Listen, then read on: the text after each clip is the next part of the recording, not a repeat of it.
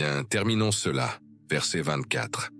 L'homme qui avait reçu un talent est venu et a dit, « Maître, je savais que tu es un homme dur, qui moissonne où tu n'as pas semé, et qui ramasse où tu n'as pas répandu. » D'ailleurs, cette déclaration est très importante.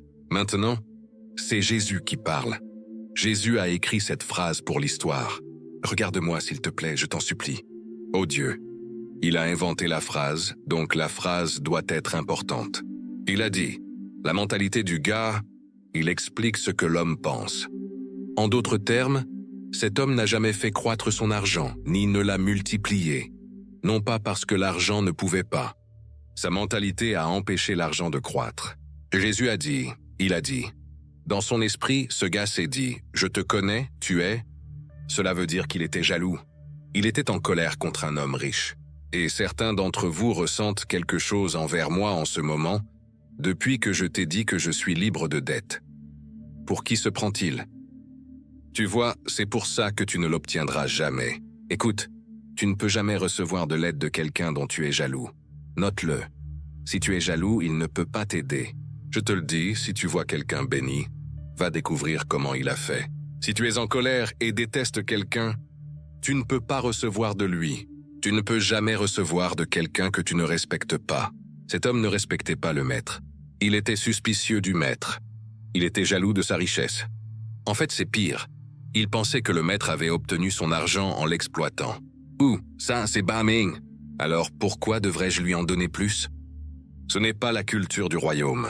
Verset 25. Il dit, c'est pourquoi j'ai eu peur. La peur et l'argent ne vont pas ensemble. J'ai eu peur. Je pense que j'ai une bonne question. De quoi avait-il peur? Tu sais, ce n'est pas vraiment dit. La peur doit être liée à la phrase d'avant. Je suis suspicieux de toi, je ne t'aime pas. Tu te prends pour meilleur, tu as tout, blabla. J'ai eu peur de m'impliquer. Sa mentalité a arrêté sa multiplication. L'argent est une idée.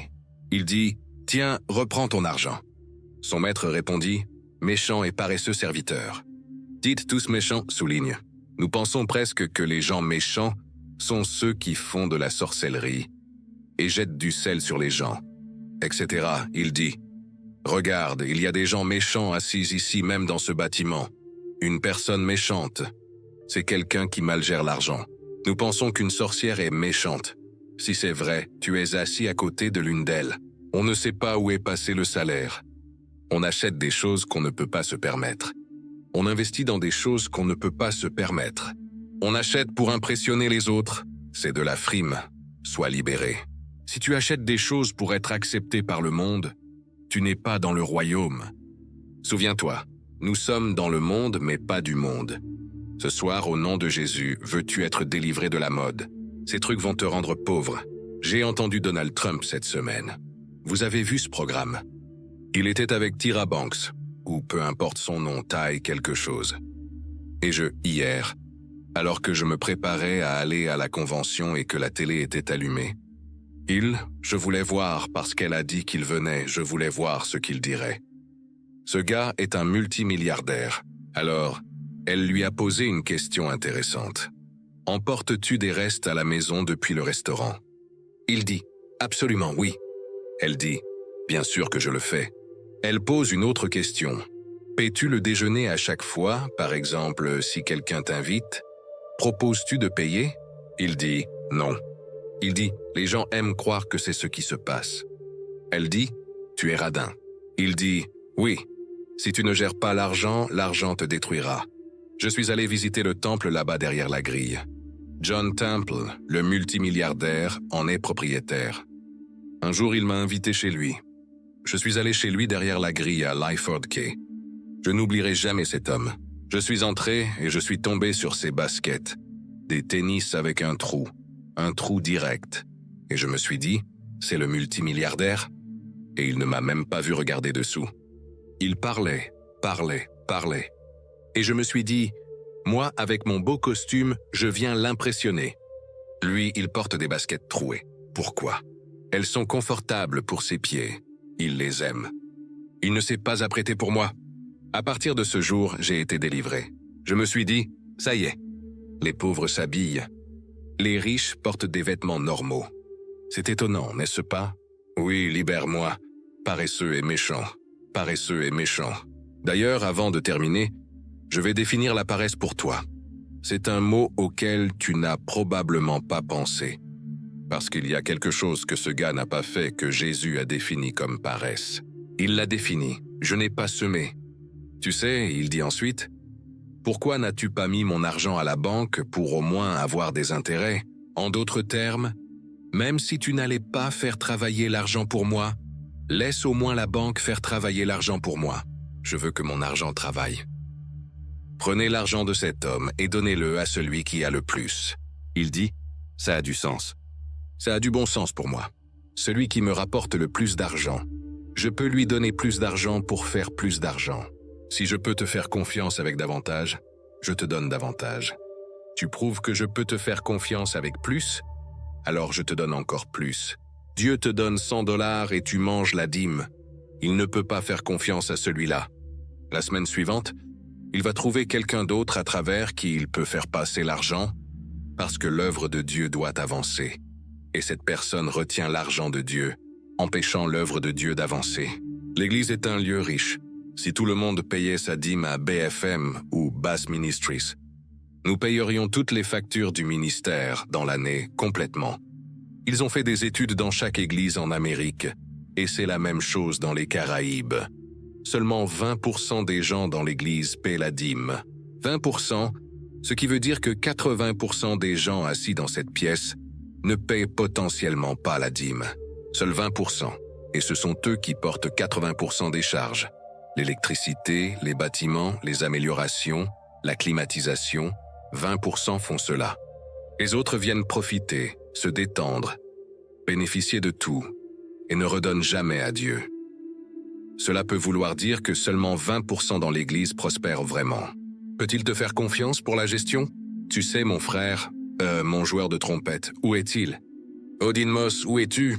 Tu as dû sortir. Odin Moss, sa maman m'a appelé un jour. Elle a dit, « Pasteur, je veux que vous passiez chez moi. » J'ai dit, « Maman, ça va? » Elle a dit, « Ça va, monsieur Moss. » J'ai dit, « D'accord, madame M, d'accord. » Alors j'ai dit, « D'accord, je passerai. » Je suis passé et elle m'a donné 2 oranges.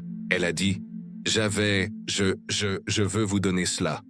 Vous êtes mon pasteur. » J'ai dit, « Merci beaucoup. » Et en sortant par la porte, j'ai dit, « Vous m'avez appelé pour 2 oranges? » Elle a dit, « Oui. Quelqu'un m'a donné 20 oranges. C'est ma dîme. » Applaudis. Tu vois, tu ne penses à la dîme que comme à de l'argent. Elle était consciente que 2 d'entre elles n'étaient pas les siennes. Elle ne manquera jamais de rien. Sa pensée est juste. Penses-tu d'abord à la dîme? Ou dois-tu attendre d'arriver à l'église pour que le pasteur te le rappelle? À quiconque a, il sera donné davantage et il aura l'abondance. À celui qui n'a pas, même ce qu'il a lui sera enlevé. C'est négatif, n'est-ce pas ou pas? C'est déprimant. Il dit, « Si tu ne gères pas bien ton argent, je vais prendre le peu que tu as et le donner à quelqu'un comme le pasteur Miles. Lui, il aura l'abondance et toi, tu seras encore plus mal qu'avant d'avoir quoi que ce soit, parce que la gestion attire la prospérité. » Très bien, laisse-moi te donner quelque chose à noter. Note cela vite. J'appelle ceci le but du royaume pour l'argent et les ressources. Numéro 1. Les ressources et l'argent sont une fiducie. Il te les donne pour voir s'il peut te faire confiance. Numéro 2. Les ressources et l'argent sont un don. Ça veut dire que ce n'est pas à toi, c'est donné. Tu crois que tu travailles pour l'argent. Tu ne travailles pas pour l'argent. Souviens-toi, tu travailles pour le but. L'argent est un don. Il leur a donné le talent. Numéro 3. La quantité de ressources que tu reçois est déterminée par ta capacité. Donc tu ne devrais jamais prier au-delà de ta capacité à gérer. Tu n'obtiendras jamais cette prière exaucée. Laisse ta capacité déterminer la taille de ta prière, ce qui signifie que plus tu deviens bon à gérer les ressources, plus tu peux demander à Dieu. C'est pourquoi chaque session de cette série, tu dois venir. Je l'ai planifié parce que je veux que tu sortes du trou. Et tu dois apprendre comment budgétiser, comment investir, comment gérer. Si tu apprends les compétences, tu commences à attirer plus. Je te le propose, point. Numéro 4. Les ressources déterminent ta propre créativité. C'est très important. Ou plutôt, exige ta propre créativité. C'est la clé ici à propos de la paresse. D'accord, souviens-toi. J'ai du travail entre les mains. C'est mon don, c'est mon argent, mon talent, peu importe. Mais bien matériel. D'accord? Je donne ceci à mon serviteur, mon fils. Je dis, je reviens dans 2 ans, et je veux que tu améliores cela. Et je pars. Regarde, reste à ta place. C'est tout ce que je lui ai dit. Oh, c'est profond. Et je suis parti. Ce qui signifie que je dois savoir qu'il a la capacité, la créativité, le rêve, la compétence pour faire ce que je lui ai laissé. Et je suis parti. Laisse-moi te dire quelque chose d'une autre manière. S'il te plaît, écoute. Dans le royaume de Dieu, la pauvreté est un manque de créativité. Dieu a donné à Adam un arbre, mais ne lui a jamais donné une table. Maintenant Dieu dit, tu veux t'asseoir? Trouve un moyen de sortir une chaise de cet arbre. Je ne vais pas te la fabriquer. Dieu n'a jamais fait une table dans l'histoire. Dieu n'a jamais fait une voiture. C'est pourquoi M. Ford est multimilliardaire. Et toi, tu es fauché. Parce que M. Ford est allé à la montagne, a pris le minerai de fer et en a fait une voiture. Aucune voiture n'est sortie d'une montagne en conduisant. Quelqu'un a dû penser. En novembre, une dame est venue à notre conférence. Certains d'entre vous l'ont vue. Elle m'a donné un chèque de $10 000. Tu te souviens, cette dame? Elle a donné un chèque. Elle a dit « Voici le fruit de la semence que vous avez plantée, Dr M. » Elle m'a donné un chèque de 10 000. Elle a dit « J'ai lu votre livre sur le potentiel. C'est pourquoi je vous dis d'obtenir ce livre sur le potentiel. » Je l'ai lu, et tout a changé. Ma pensée a changé. Dites tous, pensez. Tu vois, l'argent est une idée. Elle a construit une entreprise à partir d'un livre et a embauché plus de 200 personnes et est revenue aux Bahamas, je ne savais même pas. Et m'a donné 10 000. Ce n'est qu'une dîme. Oui, ton coffre de voiture, c'est un bon business. Mais tu ne l'utilises pas. Celui qui avait 5, il n'a pas dit au gars comment en faire 10. Celui qui avait 2, le maître ne lui a pas dit comment en faire 4. Ce qui veut dire que les gars des 5 et des 2 étaient créatifs. Donc la paresse est définie comme un manque de créativité. Et la méchanceté est définie comme ne pas utiliser son cerveau. Méchant. Ma mère avait l'habitude de dire quelque chose. Oh, les mères, quelque chose de profond. Lève-toi du lit maintenant. Si tu restes couché, l'herbe poussera dans ton ventre. Je pensais que c'était drôle. Elle avait raison. Elle me disait quelque chose de profond. Si tu ne développes pas, au lieu de devenir un jardin, tu deviendras un buisson. Elle me disait, contrôle la croissance de ta vie. Ne laisse pas les choses juste arriver. Lève-toi et utilise ton cerveau. Les ressources exigent ta propre créativité. Le mot propre veut dire, il ne lui a rien dit. Il est parti. Tu as besoin de prendre l'argent. De t'asseoir et de dire, d'accord, Dieu, donne-moi une révélation. Laisse-moi utiliser le cerveau. La perspicacité, la sagesse, le talent que tu m'as donné pour multiplier cela. Tu sais ce que nous pensons que l'argent est? Pour dépenser. L'argent est pour la créativité. Tu reçois $10, regarde-les un moment, regarde-les. Ce ne sont pas $10, c'est quoi le premier? Une fiducie.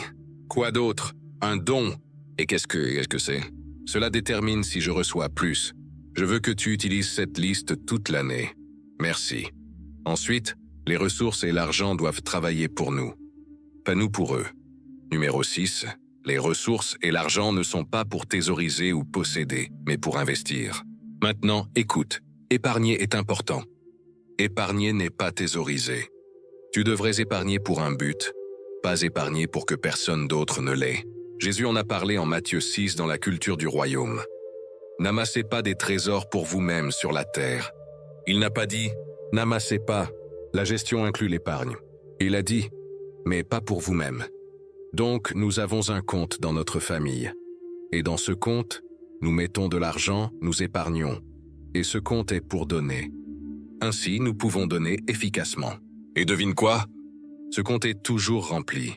Dieu le rend plein, parce que notre but pour lui attire le royaume. As-tu un compte dans ta vie? Prends un. Prends $10, va à la banque, dis « Je veux ouvrir un compte de dons ». Et c'est juste, en 2007, à l'époque, ce mois-ci, voici $20. J'ouvre un compte, je l'appellerai mon compte de dons. Soudain, tu commences à entrer dans la culture du royaume. Maintenant, Dieu doit te donner quelque chose à donner. Maintenant, l'astuce, c'est, quand l'argent vient, il dit, il observe ta gestion.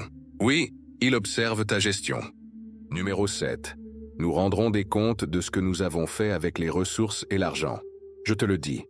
Les trucs que certains d'entre vous ont fait avec l'argent, Dieu dit, j'appelle un compte. Tu vas payer pour ça. Qu'as-tu fait avec les ressources de Dieu, ces ressources? Rien. Tu vois ce costume que je porte? Il m'a donné ce costume. Je dois l'utiliser pour me tenir devant toi et servir ses desseins. Il y a des gens à la maison ce soir qui devraient être ici. Tu sais, ils ont dit à Dieu, je n'ai pas de sous-vêtements. Mais la même personne irait dans un club ou à une fête. Dieu dit, tu sais quoi? Tous les vêtements dans ton placard sont à moi, et tu ne les utilises pas pour mon dessein. Note ceci. Numéro 8. Les ressources et l'argent doivent être multipliés. Il a dit à ce gars, tu n'as même pas obtenu des intérêts dessus. Quand Dieu te donne quelque chose, pense à comment le multiplier. Bien sûr, la première façon de multiplier quoi que ce soit que Dieu te donne, c'est de le placer dans son système. C'est la première chose. La Bible dit, n'amassez pas des trésors sur la terre, mais amassez des trésors dans le ciel. Comment obtiens-tu des trésors dans le ciel? Cela ne veut pas dire envoyer de l'argent dans un endroit. Le ciel est sur la terre. Souviens-toi la colonie. Il dit, mets-le dans mes activités du royaume. Le ciel est ici dans la colonie. Mets ton argent dans les mains du gouverneur, le Saint-Esprit. Mon œuvre. Et la teigne et la rouille ne corrompront pas, et les voleurs ne peuvent pas voler ce qui n'est pas à toi. Quelle voix. Numéro 9. Les ressources et l'argent éprouvent notre bonté. Tu veux être bon? Dieu dit, le jeûne et la prière ne suffisent pas. Cela signifie que tu es consacré. Je veux voir si tu es bon. Tu peux jeûner et prier et mal gérer l'argent. Ne pas payer la dîme, ne pas donner, ne pas organiser tes dépenses, ne pas épargner correctement, ne pas gérer. Dieu dit, avec tout le langage spirituel que tu parles, je ne peux toujours pas te faire confiance pour quoi que ce soit. Les langues n'attirent pas l'argent. La gestion attire l'argent. Test de bonté? Les ressources et l'argent sont la mesure de ta fidélité. Souviens-toi, bon et fidèle. Si tu es fidèle à Dieu, Dieu le vérifiera par ta gestion de l'argent et des ressources. Tu es fidèle à venir à l'église, mais tu ne paies jamais ta dîme. Dieu est confus. Tu es un perdant fidèle, un mauvais gestionnaire fidèle. Tu sais quoi? Ça ne marche pas. Souviens-toi toujours de ceci. Dieu observe l'argent. Dis-le. Dieu observe encore. Dieu observe l'argent. À chaque fois que je reçois de l'argent, je deviens nerveux. Vraiment. Je pense, j'ai les affaires de quelqu'un d'autre, et je dois rendre des comptes. Ensuite, les ressources et l'argent déterminent notre promotion et notre influence. Il dit, parce que tu as été fidèle en peu. En d'autres termes, je ne vais pas te promouvoir parce que tu pries et que tu es gentil. Je te promeus parce que tu as été fidèle en peu de ressources matérielles. Je te rendrai gouverneur de beaucoup. Cela signifie influence sur bien plus. Cela signifie possession. L'argent est la clé de toute ta vie, parce que c'est le mesureur que Dieu utilise pour tout. Voilà pourquoi nous devons le gérer. Apprendre à budgétiser, à donner, à dîmer, à répartir. Et quand il nous parle, même s'il nous dit de donner nos derniers 20 ou 30 $ cette semaine, tu dis « Dieu, ça me fait mal. Mais de toute façon, ce n'est pas à moi. » Et alors tu donnes « Oh Dieu, je te fais confiance pour 5 000. » Imagine Dieu en train de se battre pour obtenir 25 $ de toi pendant 2 heures de service. Dieu se dit « C'est fou. Premièrement, c'est à moi. Deuxièmement, le travail qu'elle fait, qu'elle pense lui avoir donné ça, l'énergie est à moi. Et la robe qu'elle porte pour retenir cela devant moi, le tissu est à moi. Ça n'a aucun sens, oublions. » Et il s'éloigne. Puis soudain, il y a une boule dans ton sein parce qu'ils retirent sa main et ils disent « Il faut une opération à 5 000. » Tout ce qu'ils voulaient, c'était 25. La Bible dit « La bénédiction de l'Éternel enrichit, et il n'ajoute aucun chagrin. Il veut que tu sois riche, mais souviens-toi, ce n'est pas à toi. » Dans un royaume, la richesse est commune, c'est un bien commun. Donc il la déplace quand il veut la déplacer. Chaque fois qu'il a besoin de la déplacer, tu dois la lâcher, la faire circuler. Note ceci, les ressources et l'argent ne doivent pas revenir tels quels. Tu ne devrais jamais rendre à Dieu ce qu'il t'a donné. Donne-lui plus. Je t'ai donné 2, donne-moi 4. Je t'ai donné 5, donne-moi 10. Je veux voir l'augmentation, je veux voir plus. C'est la puissance de l'argent. Je pensais écrire ceci pour l'attitude. Note cela rapidement. L'attitude peut changer la perception de l'argent. Souviens-toi, le gars avec son attitude a rendu l'argent mauvais. Il dit, tu vas récolter de l'argent que tu n'as pas gagné. En d'autres termes, il avait de la jalousie, de la convoitise. Il détestait le riche. Et il avait l'impression de se battre pour des ressources rares. Tu l'as, patron, et moi, je ne l'ai pas. Dans le royaume de Dieu, ce n'est pas « tu l'as et moi, je ne l'ai pas ». Tout appartient au gouvernement. Mais lui pensait « si tu l'as, je ne l'ai pas. Si tu l'as, je dois me battre. » Et quand cette pensée domine, tu commences à te battre pour cela. Parce que maintenant tu commences à penser à ce mot que Dieu déteste, rareté. Ensuite, la mentalité de rareté restreint une gestion efficace. Ce gars dit, parce que je sais que tu es serré avec ton argent, je n'ai pas investi. Il dit, la rareté te fait ne pas investir. Pasteur M, j'ai mes derniers 10 et j'ai besoin d'essence. Et le Saint-Esprit dit, donne. Tu dis, oh, c'est rare. C'est tout ce qui me reste. La rareté te retient de rendre à Dieu ce qui est déjà à lui. Tu connais toutes les histoires de la Bible. L'histoire que j'aime le plus sur la rareté, c'est cette femme qui n'avait que 2 repas. Elle dit, moi et mon fils, nous allons manger cela et mourir. Puis Dieu envoie un prophète gros qui demande le premier repas, c'est la rareté. Elle a dû chasser l'esprit de rareté de la maison, et elle lui a donné le dernier repas. Tu sais, Dieu attendait juste cela pour faire pousser le pot de farine. Et le pot a commencé à croître. C'est crucial. La mentalité de rareté restreint la gestion efficace. Elle t'empêche de donner. Dès que tu penses, c'est tout ce que j'ai. C'est mon dernier. Cette mentalité te vole l'investissement dans l'économie de Dieu. J'ai découvert quelque chose d'intéressant. Frère, écoute-moi quelque chose à propos de Dieu. Un secret. Dieu aime te ramener à ton dernier. Juste pour tester la propriété, laisse-moi le redire. Dieu aime te ramener à ton dernier. Pour tester la propriété, c'est tout. Tu en as beaucoup, mais il va réduire à le dernier. Juste un moment, puis il te le demande. Juste pour tester à qui c'est. Parfois, Dieu veut simplement te vérifier. Il va te tester. Tu es en train de louer le Seigneur. Alléluia. Dieu dit, laisse-moi la tester cette semaine. Qu'il ramène tout au bout. Tu sais, voiture sur eux, réserve. Tu arrives juste dans la cour de l'église. Pouf, éteinte. Dieu dit, d'accord, maintenant les derniers 10 que tu as, mets-les à l'offrande.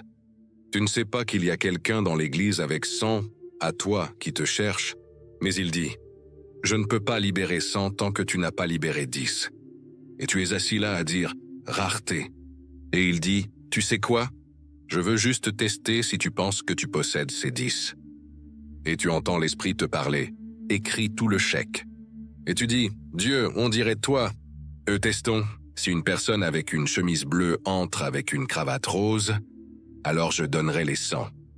Personne n'entre, c'était le diable. C'était le diable, oui, c'était le diable. Dieu dit, ne joue pas avec moi. Mais nous le faisons, c'est incroyable. Au fait, ce dernier point ici. La mauvaise gestion des ressources et de l'argent est le résultat de la paresse et de la méchanceté. Et donc il dit, tu vas toujours perdre ce que tu mal gères. Il dit, prenez-le lui.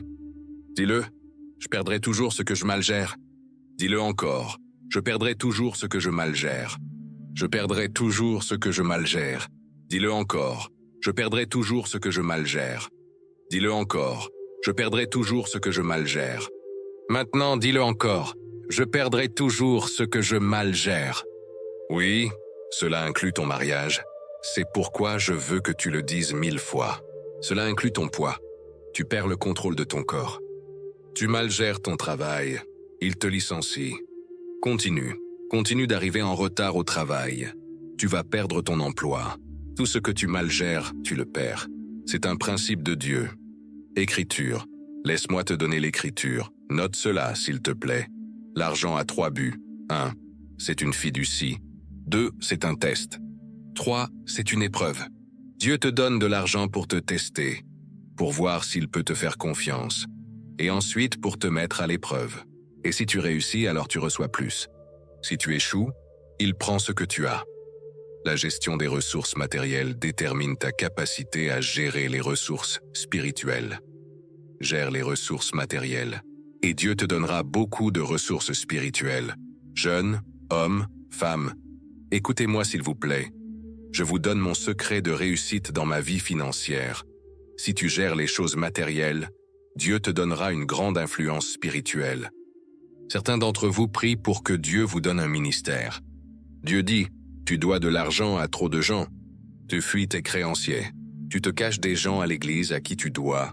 Comment peux-tu avoir un ministère spirituel quand tu ne peux même pas gérer le ministère physique? La puissance de l'argent. L'argent est tellement puissant qu'il peut empêcher Dieu de te donner une influence spirituelle. Maintenant, lis-le fort avec moi. Lis.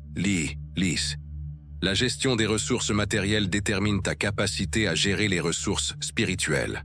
Tu veux beaucoup d'onction? Répare ta vie financière.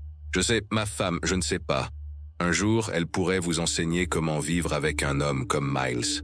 Je suis sérieux. Juste un enseignement là-dessus. Tu sais, c'est incroyable. Je gère la plupart de mes propres comptes pour ma maison et tous mes autres actifs et investissements que j'ai. Et le portefeuille grandit tout le temps. Parfois, ça me prend 2 jours. Juste assis à la maison. Dans mon bureau, toute la nuit, à m'assurer que tout est payé. Toutes mes obligations sont payées. Je passe tous mes livres. J'équilibre mes comptes bancaires. Je passe tous mes dossiers. Je fais tout ce travail. Alors Dieu continue de me faire confiance davantage. Certains d'entre vous écrivent des chèques sans même savoir ce que vous avez écrit. Et si votre chèque est sans provision, vous n'obtenez aucune onction spirituelle. Il y a 2 livres qui révèlent ta vie. Ta Bible et ton carnet de chèques. 2 livres. Et je peux lire l'un ou l'autre et voir lequel me raconte ton histoire. En fait, si tu me donnes ton carnet de chèques, je peux te dire ton avenir et ta vie. Parce que ton carnet de chèques révèle tes valeurs, ce que tu valorises. Je prends le carnet de chèques de Jean. Tu sais, je vois dîmes nulle part. Walmart, Burdine, JCPenney, McDonald's, pas de dîmes. Donc cela me dit ta vie. Là où se trouve ton cœur, là va ton trésor. Donc je peux savoir où est ton cœur en lisant ton carnet de chèques. Relis encore. La gestion des ressources matérielles détermine ta capacité à gérer les ressources spirituelles. En d'autres termes, Dieu te fera confiance avec des choses spirituelles après qu'il aura prouvé que tu peux être digne de confiance avec la gestion matérielle. Par conséquent, Dieu ne te donnera que ce qu'il peut te faire confiance de gérer. Quand tu partiras d'ici dans quelques instants, prends cette déclaration avec toi et obtiens une copie de ce CD. Écoute cela pour le reste de l'année. Et chaque semaine, écoute-le une fois, juste pour te assurer qu'il peut te tester, te tenter, t'éprouver et te faire confiance. Il ne te donnera que ce qu'il peut te faire confiance de gérer. Voici le verset que je veux que tu lises. Jésus parle maintenant. Luc 16, 11. Lis. Si donc vous n'avez pas été fidèles dans les richesses injustes, qui vous confiera les vraies richesses? Et si vous n'avez pas été fidèles dans ce qui est à autrui, qui vous donnera ce qui est à vous? C'est une déclaration faite par Jésus. Tout est clair. Les vraies richesses, la vraie chose, la richesse spirituelle. Et moi, il dit, je ne te donnerai pas cela si je ne peux pas te faire confiance avec $100. L'argent est-il puissant? Sommes-nous d'accord maintenant? Nous avons prouvé cela, n'est-ce pas? Voilà pourquoi, à partir de ce jour, en cette première semaine de février, assure-toi de marquer ce jour et de demander à Dieu ce soir, quand nous prions, ô Dieu, délivre-moi de la mauvaise gestion. Et personne n'y échappe, je te promets. Si tu ne gères pas, tu perds, tu perdras. Et je ne veux que personne ici perde. Et au nom de Jésus, tu ne perdras rien. Au nom de Jésus, tu seras béni par Dieu parce que tu deviendras de grands gestionnaires. Puis-je entendre un amen? Levez vos mains et laisse-moi prophétiser sur vous. Je prophétise que vous serez délivrés de la pauvreté, du manque et de la rareté. Je prophétise que vous ne serez plus mendiants, grattant et grattant. Mais je proclame la parole de Dieu. Vous allez vous resserrer, organiser, mettre des priorités en place. Vous deviendrez des gestionnaires des ressources de Dieu. Et le Seigneur sera fier de vous et dira « C'est bien, bon et fidèle serviteur ». Et il vous donnera la domination sur beaucoup plus, car c'est la parole de Dieu pour ceux qui sont dans la citoyenneté. Au nom de Jésus, donne-lui une grande louange. Alléluia. Donne-lui une louange. Alléluia. Donne-lui une louange. Alléluia. Donne-lui une louange. Alléluia. Si tu reçois, abonne-toi et écris Amen. En commentaire. Maintenant, crie-le fort. Lis-le. Bien-aimé, je souhaite qu'en toute chose tu prospères et sois en bonne santé, comme prospère l'état de ton âme. Dis-le à ton voisin encore une fois. Parle-lui tout haut.